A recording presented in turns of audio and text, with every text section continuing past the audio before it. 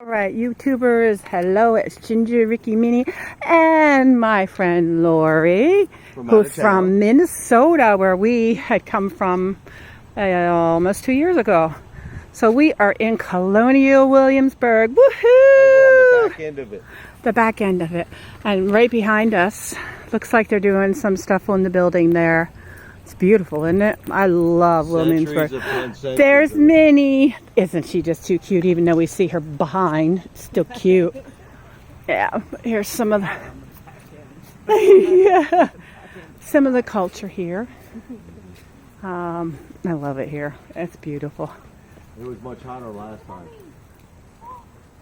Oh my gosh, look at that little cutie pie. Look at her little face. How's the doggy go? Oh, she's adorable. Precious. She sure is. But there's so much to look at. One thing I don't like.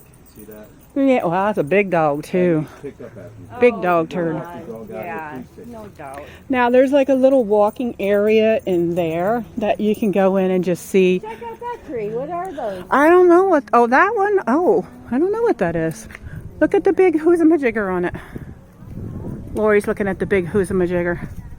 Hey, anybody knows what these trees are that we keep? It's a magnolia, huh? No. Dad have one. What are those things? Yeah, those are Christmas decorations, but it's a magnolia.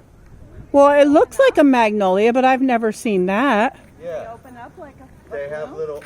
Once they open up, you're gonna see red things inside. You'll see. I think Rick is crazy, but that's okay. I probably shouldn't be walking on the grass. We'll live with the crazy guy. Put my mom over.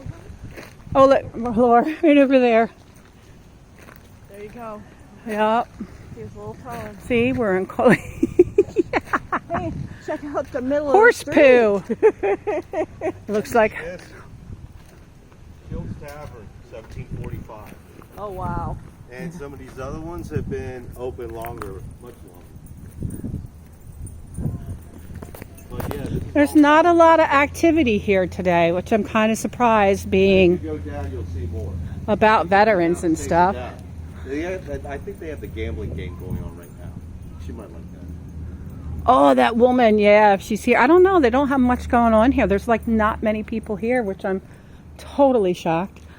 Yep, there's a tavern from 1745. How do you like that?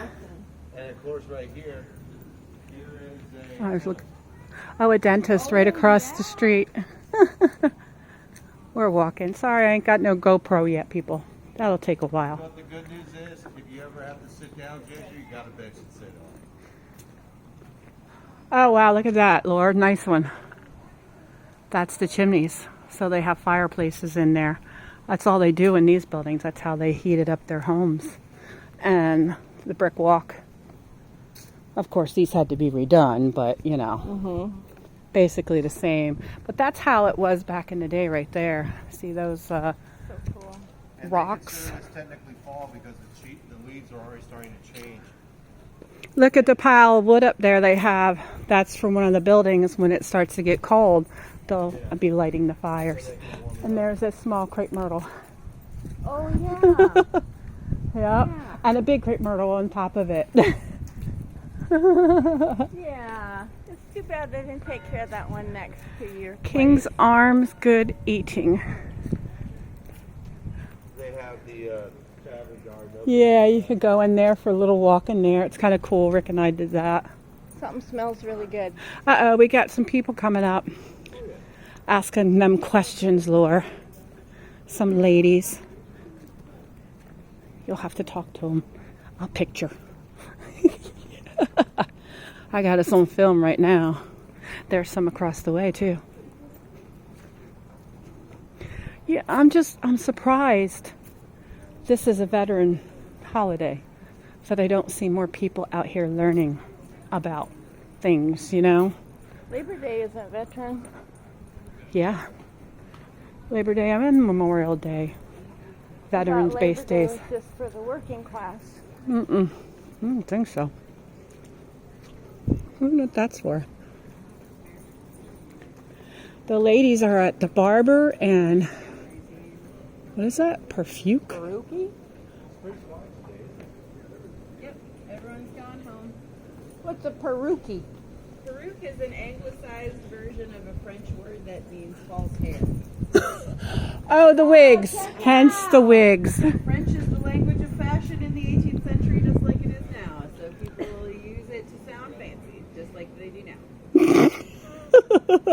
No, thank you. Those wigs are so ugly. So generally, these are all men's wigs. In the 18th century, most as far as they have found in their research in this shop, generally women are not wearing wigs; they're dressing their own hair, except in the case of medical prosthesis and things like that. Men can also style their own hair if they have the hair for it. Yeah, but they didn't wash it too much, so they would get lice and all that kind of stuff. Nope. Nope.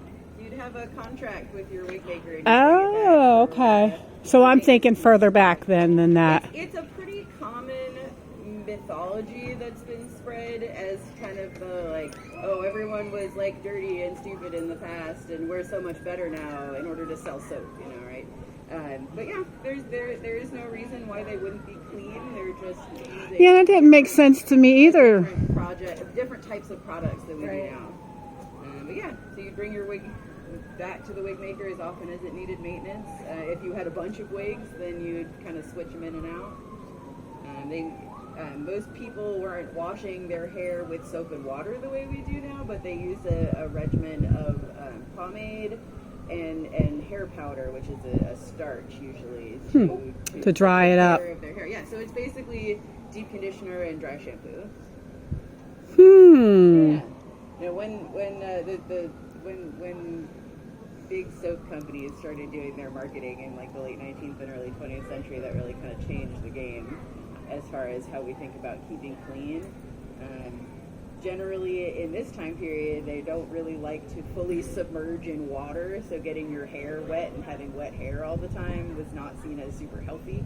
And the women had long hair, didn't they, most of the time? For the most part, yeah. It depended on the period and kind of what style you were going for. Once you get into the 1780s, you start seeing those really frizzy, kind of curly hairstyles that are basically trying to make white people's hair look like black people's hair. And for those, in order to get the front of it to stand up when you curl it, they cut the fronts of it pretty short. Oh, wow. You see in some hairdressing manuals, they're basically weird 18th century mullets. It's unusual, but people cut their hair down for particular styles. Well, I hear the mullets are back, so. Yep, you're right. Fashion goes in and out, but never goes away completely. Oh, God, a mullet. See, well, you don't have to participate in that particular. And I'm not. They were popular when I was in high school. They were popular when I was in high school. I had them. Mine was the 80s. They shorten the front, long in the back. It's useful for a lot of different styles. Oh, no, we had the hairspray hair. If you look at the ones that have these kind of curls on the side, you don't need the full length there. You just need enough to curl it. So you might cut the front parts shorter with the intention of doing side buckles like that. You see that in a lot of military styles. Yeah, that's cool. Well, thank you so much for all your information, ma'am. You have a great day. Wish it was a little cooler, but it's not too bad.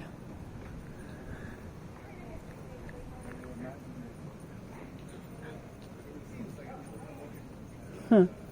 Oh, yeah. It's, they have these little... I'll send them to you. Perfect. Yeah. What's that? Charlton House? Original building. I just overheard the conversation. Acquired in 1769 by wigmaker Edward Charlton and his wife, Milliner Jane Hunter. Wow, this is a long name. Milliner Jane Hunter Charlton. Edward Charlton's client included Thomas Jefferson, George Wythe, Peyton Randolph, and Patrick Henry. Pretty cool. And that's connected to the wigmaker house right next to it. So it's a pretty nice sized house here. Whew, that's big. Ah.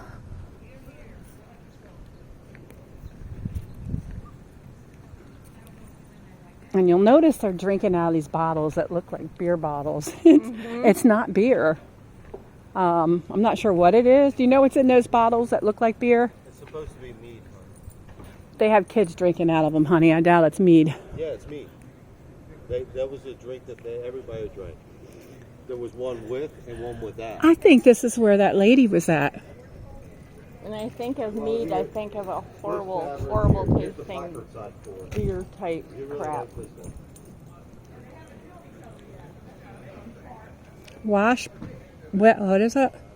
This was made before the 1750s, Weatherburn's. and it was extended out. Jesus Christ, I keep hitting my button. Weatherburn's Tavern. The original 18th century building expanded to its present size after 1751, housed on the best known taverns in Williamsburg. It bears the name of its builder and first owner, Henry Weatherburn, who previously operated the Raleigh Tavern across the street. A distinguished clientele was attracted by the good food, drink, and festive social life. An inventory of Weatherburn's fine furnishings guided their replacement. The tavern has been restored to its appearance of about 1760. So this is all a tavern.